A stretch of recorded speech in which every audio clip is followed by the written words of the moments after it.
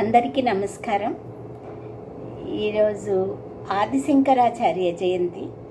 ఆయన జయంతి సందర్భంగా కొన్ని ఆయన గురించి మాట్లాడుకొని తర్వాత చిన్న శంకరాచార్య భజన చెప్పుకొని ఈ ఎపిసోడు. ఆదిశంకరాచార్య కేరళ రాష్ట్రంలో కాలడి అనే ఊర్లో ఆర్యాంబ శివగురు దంపతులకు జన్మించాడు. చాలా కాలం వరకు శివగురువు వాళ్లకు ఆర్యాంబ వాళ్లకు పిల్లలు లేరు.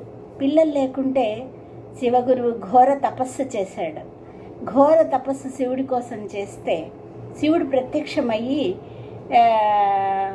భక్తికి మెచ్చి శివుడు ప్రత్యక్షమయ్యి, మీకు మందబుద్ధి గల చాలా కాలం బ్రతికే కొడుకు కావాలా, లేకపోతే తక్కువ వయసున్న జ్ఞాని మీ కడుపులో పుట్టాలా అని మార్కండేయుని ఎలా అడిగారో శివగురువును కూడా శివుడు అలాగే అడిగాడు.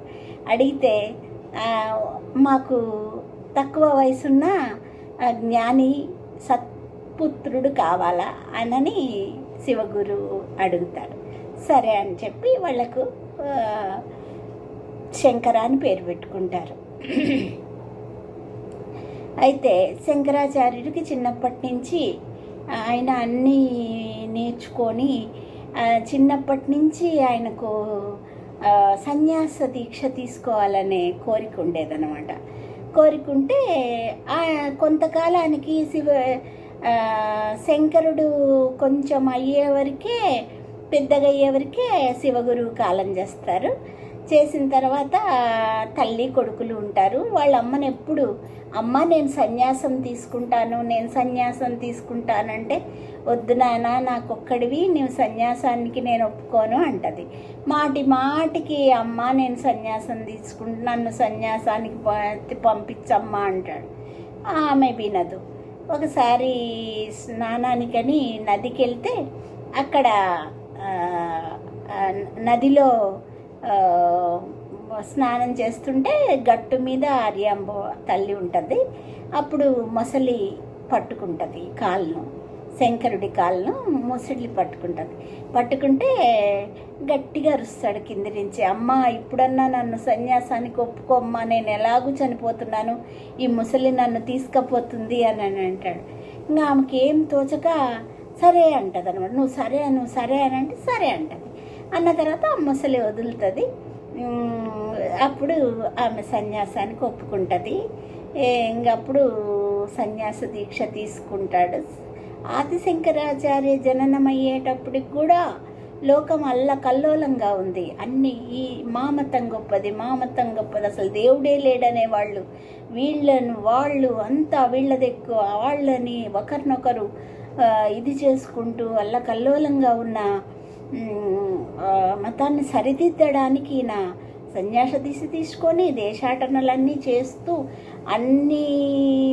అన్ని గ్రంథాలను పఠిస్తూ ఆయన కొన్ని రచిస్తూ 22 సంవత్సరాలలోనే ఆయన 250 సంవత్సరాలు పట్టే చదువును ఆయన 20 ఏళ్లలోనే పూర్తి చేసి ఆయన అన్నీ నేర్చుకొని అలా దేశాటన చేస్తూ మధ్యలో ఒకసారి తల్లికి ఇలా జరుగుతుంటే తల్లికి ఒకసారి ఆయన మధ్యలో వచ్చినప్పుడు ఏమో తల్లికి మాటిస్తాడు. వెళ్ళేటప్పుడు ఆయన మాటిచ్చి, అమ్మ నేను చివరి క్షణాల్లో నీ దగ్గరికి వస్తాను, నేను చూస్తాను అంటాడు. ఆమె సరే అంటది. ఒకసారి ఆమె నదికి వెళ్ళేటప్పుడు రోజు నదికి వెళ్ళి నీళ్లు తెచ్చుకుంటుంటే ఒకసారి ఆమె పడిపోయి నదికి పోయి నీళ్లు తెచ్చుకోలేకపోతే ఆయన శక్తితోటి ఆ నదినే వాళ్ళ ఇంటి ముందుకు పారేటట్టు చేసి తల్లి ఇంటి ముందే నీళ్లు తెచ్చుకునేటట్టు చేస్తాడు ఆయన మహిమతో.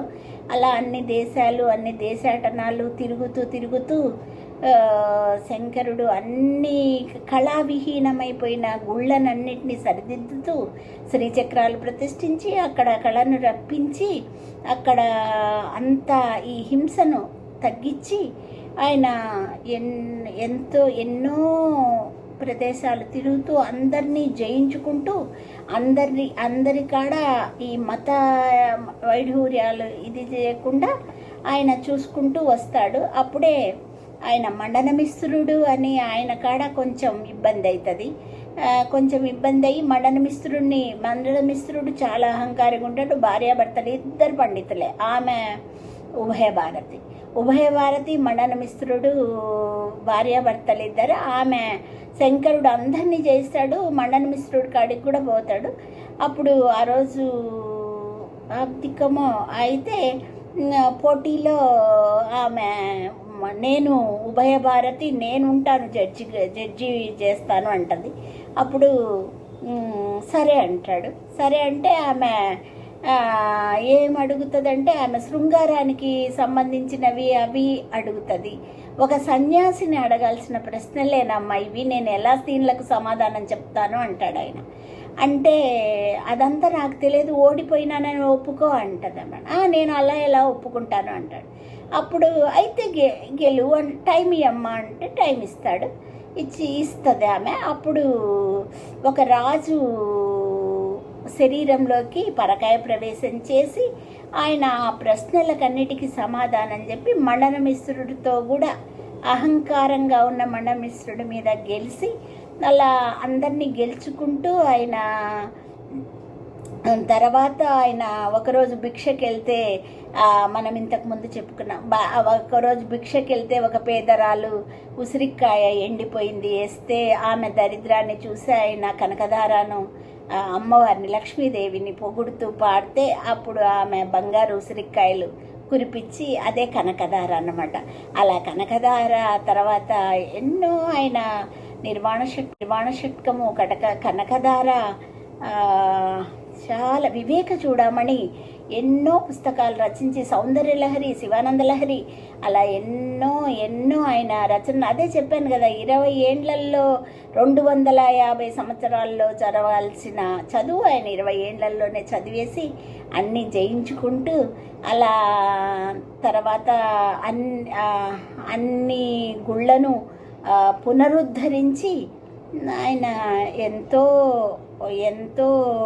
కృషి చేసి మన సనాతన ధర్మానికి అది చేసి అమ్మవారితోనే ఆయన సౌందర్యలహరి రచించి అమ్మవారితోనే శభాష్ అనిపించుకొని ఆ శివ అంశ సంభూతుడు కాబట్టి మళ్ళీ అన్నీ చేసుకుంటూ గెలుచుకుంటూ ఆయన నరసింహ స్తోత్రం కూడా చేస్తారు ఆయన. తర్వాత శ్రీశైలంలో మల్లికార్జున స్వామికి ఇది లేదంట అప్పటి వరకు, సుప్రభాతం లేదు. ఆయన పాలధార పంచదార దగ్గర కూర్చొని ఆయన మల్లికార్జునికి సుప్రభాతం రాస్తాడంట. ఆయన సుప్రభాతమే ఇప్పుడు శ్రీశైలంలో మనం పెట్టేది. తర్వాత నన్ను తొలగమంటావా, నా ఆత్మను తొలగమంటావా అని ఒక అడిగినప్పుడు అప్పుడు ఆయనకు కూడా పరీక్ష పెడతాడు శివుడే ఆయన రూపంలో వచ్చి ఆయనకు పరీక్ష పెడతాడు. అలా అన్నీ జయించి ఈ సనాతన దాన్ని పైకి తీసుకొచ్చి ఆయన లాస్ట్కు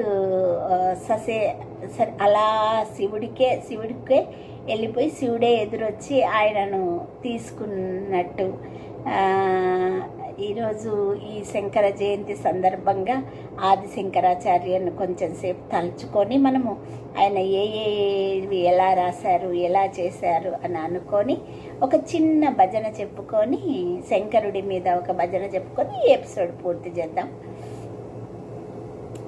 శంకర గురు జయ శంకర గురు, శంకర భగవత్పాద శంకర గురు, శంకర గురు జయ శంకర గురు, శంకర భగవత్పాద శంకర గురు, అపార మహిమా గురునాథ, కృపా సాగర గురునాథ, గురునాథ గురునాథ సద్గురునాథ గురునాథ, శంకర గురు జయ శంకర గురు, శంకర భగవత్పాద శంకర గురు, కరుణా సాగర గురుదాత, కరుణా సాగర గురునాథ, కామిత ఫలద గురునాథ,